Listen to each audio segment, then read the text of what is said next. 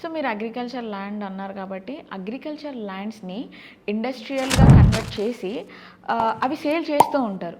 అది లాకి ఎగెనెస్ట్ అంటారా, లేకపోతే ఇట్స్ ఎ రూల్? అయితే దీంట్లో ఏముంటుందంటే జోనింగ్స్ అనేది ఉంటుంది కొన్ని. ఓకే.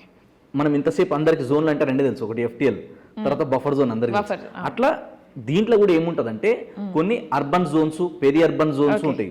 సో ఈ జోన్లలో కూడా ఏముంటుందంటే మీరు ఇండస్ట్రియల్ ఏరియాలో కనుక ఉంటే గవర్నమెంట్ ఇప్పుడు క్లియర్గా చెప్పింది ఏంటంటే ఓకే. ఇంతకుముందు మిక్స్డ్ ఉండే, ఇప్పుడు అట్లా మిక్స్డ్ కాకుండా ఇండస్ట్రియల్ ఏరియాలో ఇండస్ట్రీస్ ఉండాలి, రెసిడెన్షియల్ ఏరియాలో రెసిడెన్షియల్ ఉండాలి అని ఉంది.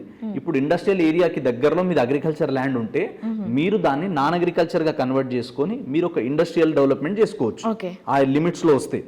లేదు అది ఇండస్ట్రియల్ ఏరియాలో కాదు, నార్మల్ రెసిడెన్షియల్ ఏరియాకి టౌన్కి దగ్గరగానే ఉంది, కానీ దాంట్లో కొందరు ఏం చేస్తారు, ఇప్పుడు పోల్ట్రీ ఫామ్ లాంటిది పెడతారు, కొందరు ఏదైనా గోడౌన్ లాంటిది పెడతారు, అప్పుడు ఆ నాలా కన్వర్షన్ అవసరం పడుతుంది. సో ఏ పర్పస్ మీద మనం కన్వర్ట్ చేస్తున్నాం, దేనికోసం దీన్ని ఈ ల్యాండ్ని వాడుతున్నాం, యూటిలిటీ ఎందుకు ఇది అన్నప్పుడు అది క్లారిటీ అనేది తీసుకోవాలి.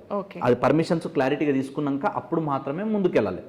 సో ఒకవేళ కనుక అది ఇండస్ట్రియల్ జోన్లో ఉంది, ఇండస్ట్రీస్కి దగ్గరగా ఉంది అంటే మనం ఇండస్ట్రియల్ జోన్లో మార్చుకొని చేసుకోవచ్చు, ఇబ్బంది ఏముండదు. కానీ లేదు అది రెసిడెన్షియల్గా ఉంది కానీ ఇక్కడ పెద్ద ఫ్యాక్టరీ కట్టేస్తాం, ఇక్కడ ఇంకేదైనా డెవలప్మెంట్ చేస్తాం అన్నప్పుడు అది లీగల్గా మనం ఒకసారి చూసుకోవాలి. అంటే ఒకసారి అప్రూవల్ వచ్చిందా లేదా, దీని తర్వాత ఏమైనా పొల్యూషన్ వస్తుందా, దీని నుంచి ఏమైనా ఎఫెక్ట్ అవుతుందా లేదా, ఇవన్నీ ఒకసారి క్లారిటీ తీసుకున్నాక మాత్రమే మనం ఫర్దర్ స్టెప్ వేయాలి.